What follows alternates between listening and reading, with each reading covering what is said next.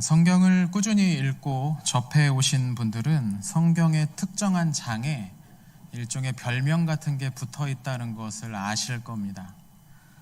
대표적으로 사랑은 오래 참고 사랑은 온유하며 시기하지 아니하며로 시작하는 장이 무슨 장입니까? 고린도전서 13장 사랑장이라고 부르죠. 많은 분들이 좋아하시는 그런 장입니다. 근데 우리가 함께 읽은 히브리서 11장에도 그런 별명이 하나 붙어 있습니다. 무슨 장인지 아십니까? 예, 그렇습니다. 믿음장입니다. 그 이름대로 히브리서 11장을 보면 믿음이라는 단어가 쉴 새 없이 등장을 합니다. 그래서 이름이 알려지지 않은 이 히브리서의 저자는 구약의 내용을 잘 알고 있었던 인물로 보입니다. 그래서 여기에서 구약 성경에 등장하는 믿음의 용사들에 관한 이야기가 잔뜩 채워져 있습니다.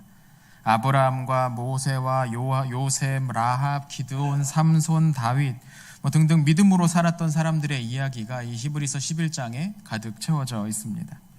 그래서 우리는 이 히브리서 11장을 좋아합니다.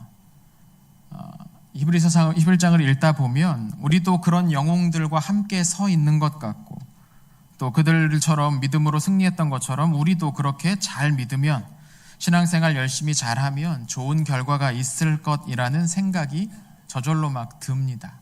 히브리서 11장을 시작하는 첫 번째 문장도 우리로 하여금 그런 마음이 들게 만듭니다. 어떤 내용인지 아십니까?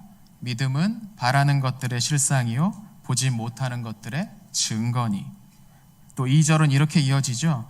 선진들이 이로써 증거를 얻었느니라. 그럼 믿음이 바라는 것들의 실상이란 말이 무슨 뜻일까요? 어떤 분들은 이게 우리가 믿음을 가지면, 그러니까 열심히 신앙생활을 하면 바라는 것들이 실제로 이루어질 것이다 라는 그런 뜻으로 이해하기도 하시는 것 같습니다. 그러니까 신앙생활에 집중해서 열심히 하면 나중에 큰 상을 받게 될 거다, 이런 식의 이해인 거죠. 네, 저도 우리가 하나님과 바른 관계를 맺으며 살아가면 하나님께서 약속하신 상을 주실 것이라고 믿습니다. 정확히 말하면 우리가 그렇게 하나님과 함께 살아갈 수 있는 것 자체가 하나님이 주시는 상이고 선물이고 은혜이죠. 다만 이 본문이 그 이야기를 하는 것인가는 조금 더 생각해 보아야 할 것 같습니다. 히브리서 11장은 정말로 믿음으로 살았더니 바라는 것들이 다 이루어지더라 하는 내용일까요? 사실 이건 히브리서 11장에 나오는 몇몇 사람들의 이야기만 봐도 쉽게 풀리는 그런 질문입니다. 믿음으로 제사를 드린 아벨이나 믿음으로 방주를 지은 노아, 믿음으로 이삭을 낳은 사라와 같이 이런 사람들을 보면 잘 믿었더니 좋은 일들이 일어나는구나 라는 생각을 하게 되실 수도 있습니다. 이들은 자신들이 간절히 바라던 것을 믿음을 통해 얻은 것만 같습니다. 그런데 이들의 이야기를 정리하는 히브리서 11장 13절을 보면 조금 달라 보입니다. 우리 같이 히브리서 11장 13절 같이 한번 읽어보겠습니다. 시작. 이 사람들은 다 믿음을 따라 죽었으며 약속을 받지 못하였으되 그것들을 멀리서 보고 환영하며 또 땅에서는 외국인과 나그네임을 증언하였으니. 아멘. 히브리서 저자가 지금 뭐라고 이야기합니까? 우리가 믿음의 영웅들, 믿음으로 원하는 것들을 다 얻은 사람들이라고 생각했던 이 사람들을 가리켜서 여기 뭐라고 정리하냐면 약속을 받지 못한 삶을 산 사람들이라고 말하고 있습니다. 이게 무슨 뜻일까요? 분명 뭔가 얻은 것 같은데 아벨은 의로운 자라는 칭호를 얻었고 사라는 간절히 바라던 아들을 얻었습니다. 그런데 이들이 약속된 것을 받지 못했다라고 말하는 이유는 무슨 뜻일까요? 그건 이들이 하나님으로부터 받았던 그 약속은 이 세상에서 받은 그것들이 아니었다는 겁니다. 하나님께서 이들에게 주시겠다고 하셨던 그 약속은 이들이 이 세상에서 무엇을 얻었던 그것이 아니었다는 그런 내용이라는 겁니다. 히브리서 11장의 믿음의 용사 중 한 명인 아브라함을 생각해 보십시오. 하나님께서는 아브라함에게 당신께서 지시할 땅으로 가라고 말씀하십니다. 그런데 여러분, 아브라함이 죽을 때 소유할 수 있었던 땅은 그 자신과 아내의 무덤으로 사용될 수 있는 굴 하나뿐이었습니다. 어떤 땅도 그 가운데서 얻지 못했다는 겁니다. 그게 전부였습니다. 하나님을 따라 나선 길에서 아브라함은 평생을 나그네로 이방인으로 살아야 했습니다. 모세는 또 어땠습니까? 하나님께서 대면하여 아시던 자라고 그런 영예로운 이름으로 불렸던 모세였지만 그는 간절히 바라던 가나안 땅에 한 발짝도 내딛지 못하고 죽고 말았습니다. 기드온과 바락과 삼손과 입다와 다윗은 달랐을까요? 아닙니다. 이들의 삶 가운데서도 하나같이 괴롭고 고통스러운 일들이 그 가운데 있었다는 겁니다. 결코 이 사람들의 이야기는 믿음을 가졌더니 하는 일마다 다 술술 잘 풀려가고 다 잘 되고 하는 식이 아니었다는 겁니다. 오늘 우리들의 삶처럼 이들도 자신들이 시작했던 일들이 실패하는 것을 경험할 때가 있었다는 겁니다. 자신들의 계획을 이루지 못했던 때들이 있었다는 겁니다. 때로 자신들의 잘못된 결정 때문에 혹은 다른 사람들의 방해 때문에 이들이 바라던 것들은 100% 이루어지지 못했습니다. 그러면 아브라함과 모세는 실패한 사람들일까요? 아닙니다. 물론 아닙니다.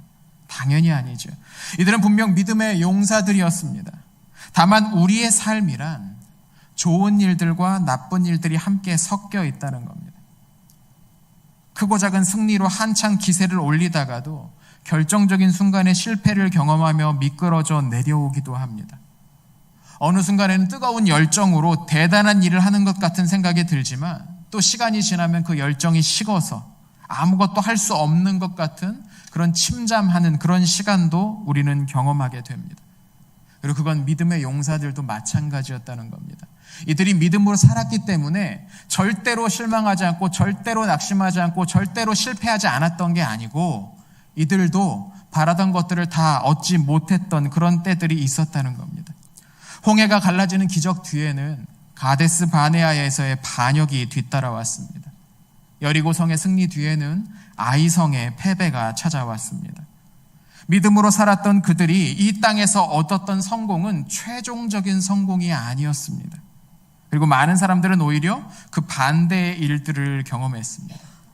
자세하게 읽어보면 히브리서 11장은 믿음을 가졌더니 하는 일마다 다 잘 되더라 하는 이야기가 아닙니다. 이런 분위기는 11장을 마무리하는 9절 부분의 그 부분에서 더욱 두드러지게 설명이 되죠. 35절부터 보면 이런 내용이 기록되어 있습니다. 제가 읽어드리겠습니다. 여자들은 자기의 죽은 자들을 부활로 받아들이기도 하며 또 어떤 이들은 더 좋은 부활을 얻고자 하여 심한 고문을 받되 구차히 풀려나기를 원하지 아니하였으며 또 어떤 이들은 조롱과 채찍질 뿐 아니라 결박과 옥에 갇히는 시련도 받았으며 돌로 치는 것과 톱으로 켜는 것과 시험과 칼로 죽임을 당하고 양과 염소의 가죽을 입고 유리하여 궁핍과 환난과 학대를 받았으니. 이 구절에는 따로 더 설명을 붙일 필요가 없을 것 같습니다. 이 구절이 히브리서 11장의 믿음으로 산 사람들을 그들의 삶을 정리하는 표현으로 적절할까요? 고문을 받고 조롱과 채찍질, 결박과 옥에 갇히는 일들이 벌어지는 상황이 정말로 믿음으로 산 사람들의 마지막일까요? 네, 성경에 따르면 그렇습니다. 성경이 말하는 바에 따르면 그런 것 같습니다. 그럴 수 있습니다. 이것들은 우리들이 기대하는 것과는 사뭇 다르지만 역사 가운데 늘 일어났던 일들이고 우리도 경험하고 있는 일들입니다. 믿음으로 살아도 우린 실패할 수 있습니다. 믿음으로 살아도 일이 안 풀릴 수 있습니다. 믿는 사람들도 실패합니다. 기도를 열심히 해도 원하는 바가 이루어지지 않을 수 있습니다. 성경을 열심히 읽는다고 해서 사업하는 데 필요한 지혜가 다 갖춰지는 것도 아닙니다. 열심히 봉사한다고 해서 준비하던 일들이 다 성공하는 게 아닙니다. 오히려 믿음에 충실하게 살았기 때문에 실패하는 경우도 있고요. 믿음으로 살아가려고 아등바등 애쓰다 보니까 조롱과 모욕을 받는 경우도 있습니다. 우리의 계획은 기도하면 다 성공하는 게 아닙니다. 충실하게 준비를 하면 그에 맞는 결과가 다 오는 것도 아니라는 겁니다. 여전히 우리 가운데는 병들고 상처 입고 괴로움을 입거나 신음하거나 심지어 예기치 못하는 죽음을 맞는 그런 일들도 우리 가운데는 벌어지곤 합니다. 이런 배경 아래서 우리는 오늘 본문으로 삼은 히브리서 11장 39절과 40절을 이해해야 합니다. 이 사람들은 다 믿음으로 말미암아 증거를 받았으나 약속된 것을 받지 못하였으니. 히브리서의 저자는 매우 과감하게 이 역사 속 유명한 믿음의 사람들이 하나같이 약속된 것을 받지 못했다고 선언합니다. 그러니까 히브리서 11장은 믿음으로 뭔가를 받은 사람에 관한 이야기가 아니라 아직 받지 못한 사람들에 관한 이야기라는 거예요. 이들은 약속된 것을 아직 받지 못했습니다. 그건 히브리서가 쓰였을 때부터 오늘날까지 마찬가지입니다. 다만 그들은 믿음을 통해 그 증거를 받았을 뿐입니다.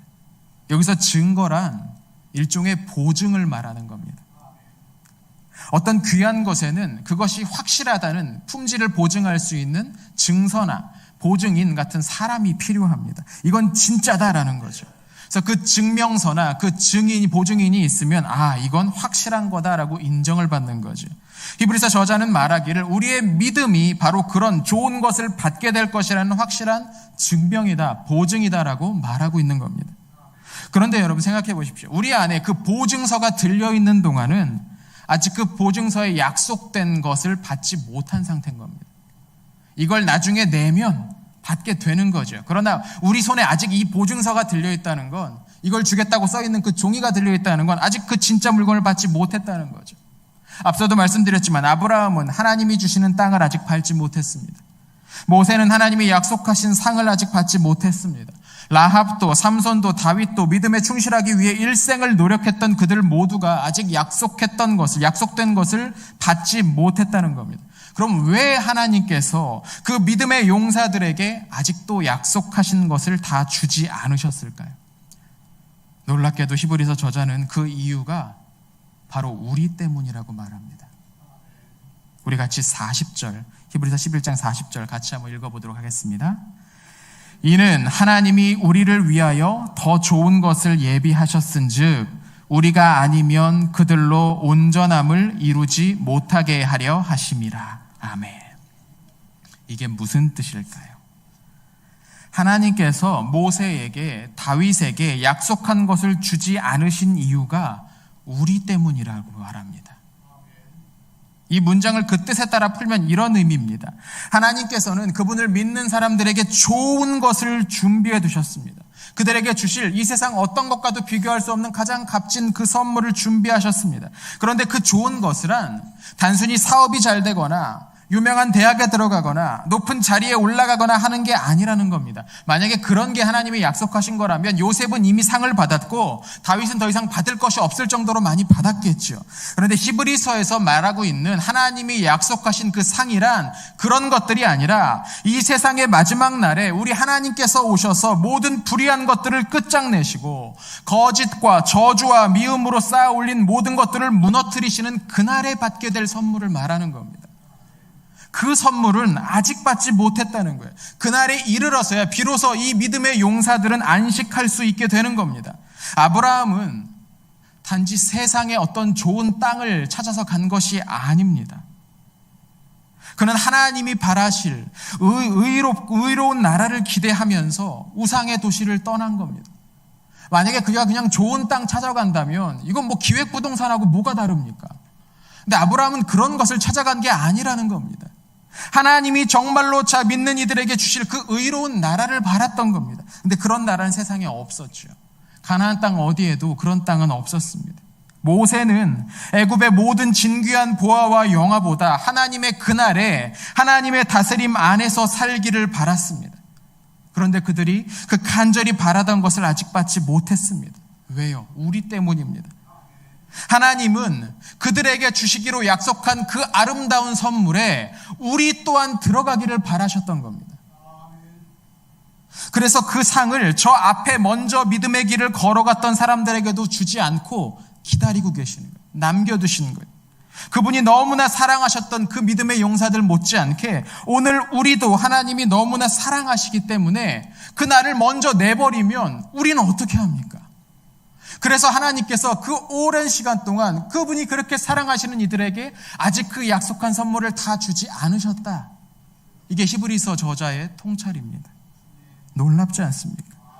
2000년 전만이 아니라 오늘 우리에게도 마찬가지입니다. 어떤 분들은 왜 하나님께서 서둘러서 악인들을 심판하지 않으시는가 답답해 하십니다. 거짓으로 자신의 성을 쌓는 이들을 언제까지 두고 보실지, 자기의 유익을 위해서 다른 이들을 궁지로 몰아넣는 비열한 이들의 행태가 언제까지 이어지게 될지 많은 분들이 답답해 하십니다. 우리도 그럴 때가 있죠. 이유 없이 우리를 괴롭히는 사람들이 있습니다. 우리는 생긋생긋 웃으면서 대하려고 애를 쓰는데 우리만 보면 인상을 찌푸리고 우리만 보면 이상한 수를 써서 괴롭히는 사람들이 있습니다. 근데 이런 질문을 할 때 왜 하나님이 빨리 심판하지 않으시는가라고 할 때 히브리서 저자는 이렇게 대답할 것 같습니다. 더 많은 사람을 그분의 나라로 이끄시기 위해서 기다리시고 계신다. 하나님의 사랑은 우리가 그 나라에 들어갈 충분히 될 때까지 기다리시는 모습으로 표현되는 겁니다. 그리고 그 기다림은 우리보다 앞서 살아간 수많은 믿음의 선배들도 함께 참여하고 있는 그런 기다림입니다. 모세도 기다리고 있고 기드온과 삼손과 다윗도 그날을 함께 기다리고 있다는 겁니다. 바로 우리가 그 나라에 함께 들어갈 그 때를 기다리고 있다는 겁니다. 이런 차원에서 우리가 아니면 그들로 온전함을 이루지 못하게 하려 하심이라고 말하는 40절 후반부의 말씀은 매우 인상적입니다. 우리보다 앞서 믿음으로 살았던 이들의 삶은 끝난 게 아닙니다. 아직 그들이 살아온 믿음의 삶은 우리를 통해서 비로소 완성되는 겁니다. 우리가 그들이 시작한 믿음의 역사를 완성해 나가고 있다는 말입니다. 믿음은 결코 나 혼자 하는 게 아닙니다. 나 혼자서 신앙생활은 할 수가 없습니다. 우린 히브리서의 표현대로 따르면 구름같이 허다한 증인들과 함께 이 믿음 생활을 해 나가는 겁니다. 종교개혁의 중요한 발견 중 하나가 우리가 하나님 앞에 나아갈 때 따로 어떤 인간 중재자가 필요 없다는 사실이었습니다. 그 이전 시대의 교회는 우리가 하나님 앞에 바로 직접 나갈 수가 없다. 우리는 죄를 너무 많이 지어서 하나님 앞에 직접 나아갈 수가 없다. 그래서 우리와 하나님 사이를 이어줄 어떤 존재들이 필요하다고 가르쳤어요. 그게 성인들이고 그게 성모 마리아인 거고 그게 사제들이었어요. 그런데 종교개혁자들은 그렇지 않다는 것을 성경을 묵상함으로 깨달았습니다. 교회가 더 많은 사람들을 천국에 보낼 수 있는 게 아니고 지옥에 보낼 수 있는 게 아니고 교회의 결정으로 그게 되는 게 아니고 내가 하나님과 어떤 관계를 맺고 있느냐에 따라서 그 일들이 정해진다라고 가르쳤다고요. 그런데 종교개혁자들이 보니까 그게 틀렸습니다. 사람은 따로 무슨 신부나 추기경을 통해서 거쳐야만 하나님께 나아갈 수 있는 게 아니고 오직 그 자신의 믿음을 통해서 하나님께 나아간다라고 개혁자들은 선언했습니다. 사실 이건 새로운 주장이 아니라 성경 속 사람들도 다 알고 있었던 것이고 행하고 있었던 그런 진리죠. 일명 만인 제사장주의라는 겁니다. 이 주장은 참으로 옳습니다. 그런데 모든 옳은 주장도 시간이 지나면 변질될 수 있습니다. 모든 믿는 이들이 각자 자신의 믿음을 통해서 하나님 앞으로 나아갈 수 있다는 이 아름답고 좋은 가르침은 시간이 지나면서 사람들의 신앙을 개인주의화하는 데 이용되었습니다. 누구나 하나님을 직접 만날 수 있다면 더 이상 교회도 중요하지 않은 것이고 공동체도 꼭 있어야만 하는 것은 아닌 게 되어버리는 겁니다. 교회 공동체에 따로 속하지 않고 혼자 신앙생활을 해도 그만이라는 태도가 오늘날 전 세계 그리스도인들 사이에 넘쳐나고 있습니다. 그런데 히브리서 저자의 생각은 달랐습니다. 오늘 우리의 믿음 생활과 오래전 팔레스타인의 한 작은 지역에서 믿음으로 살았던 그들의 신앙생활은 연결되어 있다는 거예요. 그들의 신앙의 삶은 아직 끝나지 않고 우리를 통해서 계속 이어져 나가고 있다는 겁니다. 우리는 그들이 시작한 하나님 백성 이야기라는 거대한 이야기 안에 있는 겁니다. 우리는 그 이야기의 한 부분을 완성시켜 나아가고 있는 중이라는 겁니다. 앞서서 최선을 다해서 자신의 몫의 이야기를 쓴 사람들은 이제 하나님 곁에서 기다리고 있습니다. 우리가 나머지 이야기를 멋있게 완성해 내기를 기다리고 있다는 거예요. 이게 히브리서 11장의 내용입니다. 히브리서 11장은 믿음으로 열심히 살면 바라는 것들이 다 이루어질 것입니다라는 가벼운 메시지를 전하는 게 아닙니다. 이 장은 모든 믿는 이들이 하나님의 거대한 이야기 안에 있습니다라고 말하는 겁니다. 이 장은 모든 믿는 사람들이 하나님의 그 이야기 안에 있다고 말하고 있는 거라고요. 우리는 함께 같은 것을 기다리며 살아가는 사람들입니다. 수천 년 전 하나님을 만나고 그분과 함께 살았던 사람들과 오늘 주님을 따르는 사람들은 같은 열차를 타고 있는 거예요. 누구는 조금 앞에 앉아 있고 누구는 조금 뒤에 앉아 있지만 언젠가 우리는 다 같이 만나게 될 것입니다. 신앙생활은 개인으로 하는 것이 아닙니다. 물론 믿음의 결단은 누가 대신해 줄 수가 없는 것이지요. 그러나 예수님의 제자로 살아가는 것, 하나님의 자녀로 살아가기 위해서 우리는 함께 있어야 되는 겁니다. 정확히 말하면 우리가 원하든 원하지 않든 믿음의 길에 들어선 순간 우리는 거대한 공동체 안에 있게 되는 겁니다. 우리의 믿음은 결코 자신의 힘으로만 세워지는 게 아닙니다. 우리의 믿음은 앞서간 수많은 세대들의 애씀과 노력과 눈물과 기도의 결과입니다. 우리 중 누구가 스스로 잘나서 하나님을 찾게 되었습니까? 누군가 우리에게 복음을 전해 주었고 누군가 우리에게 예배를 드릴 수 있는 그런 장소와 시간을 만들어 주었기 때문에 나아올 수 있었던 것 아닙니까? 그렇게 우리의 믿음은 연결되어 있는 겁니다. 따라서 우리는 앞선 세대의 믿음이 오늘 우리와 조금 다르다고 해서 함부로 무시해서는 안 됩니다. 그건 마치 나 혼자 성경 속에서 바로 튀어나온 것인 양 착각하는 겁니다. 그런 일은 불가능하죠. 우리는 최소한 2000년, 길게는 그 이전 4000년 전부터 기록되어 온 하나님 백성의 역사 가운데 서 있는 겁니다. 그래서 그리스도인들은 역사를 더욱더 충실하게 알아야 되죠. 모든 역사는 하나님의 역사이기 때문입니다. 그 역사 가운데 하나님께서 세상을 어떻게 이끌어 오셨는지, 그분의 백성들을 어떻게 지키시고 인도하셨는지, 또 오늘 우리가 어떻게 나아가야 하는지를 알 수가 있는 것이죠. 이것이 우리가 하나님의 큰 이야기 속에 있음을 아는 사람들이 살아가는 방식입니다. 그들은 역사를 공부합니다. 하나님께서 지난 과거 믿음의 사람들을 어떻게 다루시고 이끄셨는지를 공부합니다. 우리는 죽음이 끝이 아니라는 것을 압니다. 하나님 안에 있는 사람들은 사나 죽으나 그분에게 속해 있습니다. 그분을 믿는 사람은 죽어도 살 것이고 결코 영원한 죽음에 머물지 않을 것이라고 믿습니다. 우리는 죽은 것 같으나 산 자들이죠. 우리보다 앞서 세상을 떠난 이들은 단지 죽은 상태에 있는 것이 아닙니다. 그들은 하나님과 함께 영광스러운 그날이 오기를 기다리고 있습니다. 우리는 그들과 함께 서 있는 겁니다. 우리는 그들과 함께 그들 곁에 있습니다.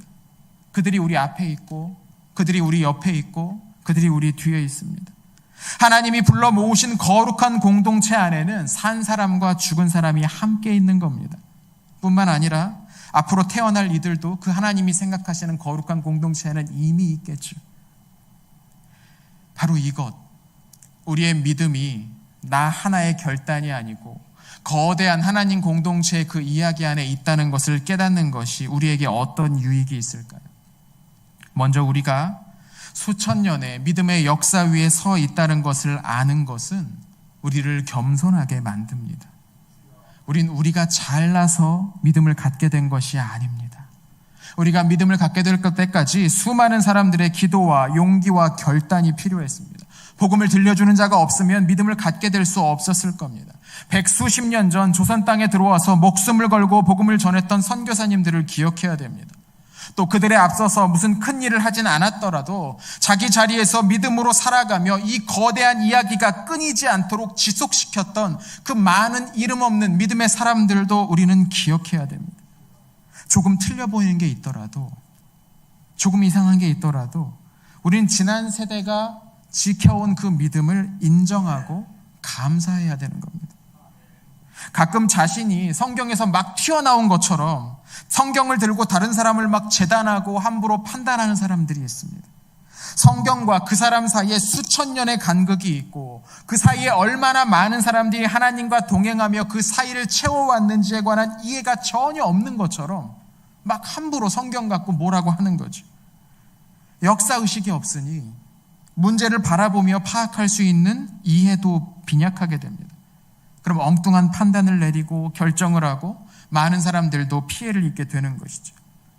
교회의 역사, 하나님 백성의 역사를 제대로 배우면 그 거대한 이야기 가운데 자신이 얼마나 작은지 깨달을 수 있습니다. 우리는 그 큰 이야기에 겨우 붓질 몇 번만 할 뿐인 겁니다. 그러니 우리는 겸손해야 되는 것이죠. 또한 우리는 우리의 믿음 또한 우리의 생에서 다 완성되지 않을 수 있다는 것을 기억해야 됩니다. 매우 중요한 부분이죠. 과거 믿음의 선배들이 살아왔던 그 믿음의 삶이 그들의 죽음으로 끝나지 않은 것처럼, 그 믿음의 이야기가 우리를 통해 계속 쓰이고 있는 것처럼, 우리가 믿음으로 살아가는 모든 것들은, 우리가 시작한 그 일들은 우리 대에서 끝나지 않을 수도 있습니다. 언젠가 우리의 뒤를 이어서 또 다른 누군가가 이 큰 이야기의 뒷부분을 계속 써 내려가게 될 것입니다. 우린 이 이야기의 한 부분을 쓰라고 부름받은 사람들입니다. 이 사실을 알 때 우리는 초조해지지 않을 수 있습니다. 제가 10년 만에 우리 교회에 돌아와서 몇 달이 지난 다음에 이것저것 저더러 이제 뭐라고 하시는 분들의 말을 들었습니다. 왜 빨리 이런 것들은 안 하냐? 이것도 좀 빨리 하시지. 뭐 이렇게 사역을 대충 하냐? 뭐 이런 얘기 저런 얘기 많이 듣고 있습니다. 10년 전 같았으면 저도 짜증났을 텐데 10년이 지났다고 웃으면서 이제 그 얘기를 듣고 있습니다. 예, 제가 그랬네요. 왜 빨리빨리 이것저것 하지 않느냐?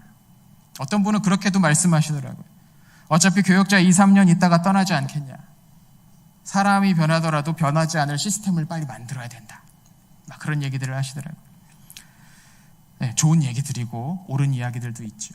근데 저는 그 말씀들을 들으면서 이분이 왜 이렇게 초조해 하실까라는 생각이 들었습니다. 왜 이렇게 초조해 하실까? 네, 좋은 시스템, 좋은 체계를 세우는 것 참 중요하죠. 교회 일을 하면서 그런 부분에 신경을 쓰고 최선을 다해 노력하는 것도 참 중요합니다.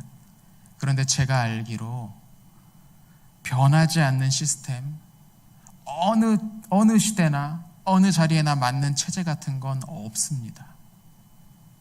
아무리 잘 만들어놔도 새로운 세대가 또 다른 것들을 만들어낼 것입니다. 우리는 우리가 세운 체제로 다음 세대들이 움직일 여지를 줄일 필요가 없습니다. 새로운 세대는 새로운 그림을 그려갈 것이고, 하나님께서 우리에게 은혜를 주셨던 것처럼 다음 세대들에게도 그런 은혜를 주실 것입니다. 하나님은 그들도 기다려 주실 것입니다. 내가 모든 것을 다 완성해 놓으려고 하는 것은 욕심입니다. 내가 있을 때 뭔가 눈에 띄는 것을 만들어 놓으려고 하는 것은, 그렇게 하려다 보면 필연적으로 무리할 수밖에 없죠. 차라리 조금 실패하는 게 나은 것 같습니다. 우리가 세운 계획대로 일이 진행되지 않더라도 상관없습니다. 우리는 앞선 세대가 쌓아온 그 믿음의 결과물을 바탕으로 뭔가를 만들어 놓은 것처럼, 우리가 시작한 완성을 보지 못했던 그 일들도 다음 세대들이 또 다른 일을 하는 바탕이 될 것이기 때문입니다. 다음 세대들은 그 가운데 필요한 것은 남기고 필요 없는 것은 제거하겠죠. 내가 만들어 놓은 것은 망고불변의 진리야, 움직이면 안 되라고 말하는 것은 바보 같은 생각인 것입니다. 그리고 그들이 우리의 믿음을, 우리가 시작한 이 믿음의 삶을 온전하게 완성해 줄 것입니다. 우리는 우리가 해야 될 일을 하면 되는 겁니다. 나만이 다 할 수 있는 것처럼, 내 생각만이 맞는 것처럼 교만할 필요도 없고, 그 모든 것을 우리가 끝내야 하는 것처럼 초조해할 필요도 없습니다. 이 이야기를 시작하신 분은 하나님이십니다. 그러니 이 이야기를 잘 마칠 때까지 끌고 가시는 분도 하나님이십니다. 하나님께서 약속하신 그날, 그 선물, 그 상을 우리에게 반드시 주실 것입니다. 이번 한 주 우리 그 하나님과 손잡고 동행했으면 좋겠습니다. 그분이 우리의 삶에 관한 이야기를 우리 앞에 풀어놓으셨습니다. 그분과 함께 그 이야기에 우리의 삶을 덧붙이면 되는 것입니다. 우리의 믿음의 선배들이, 구름같이 허다한 그 증인들이 저 앞에서 우리를 축하해주고 우리를 격려하고 있습니다. 우리가 이렇게 열심히 했던 것처럼 여러분도 그렇게 하십시오라고 말이죠. 이 놀라운 하나님의 큰 이야기를 우리 마음 가운데 품고 살아가는 여러분 되기를 축원합니다. 하나님께서 여러분과 함께 하실 때에 놀라운 이야기가 우리를 통해 쓰여질 것입니다. 함께 기도하겠습니다.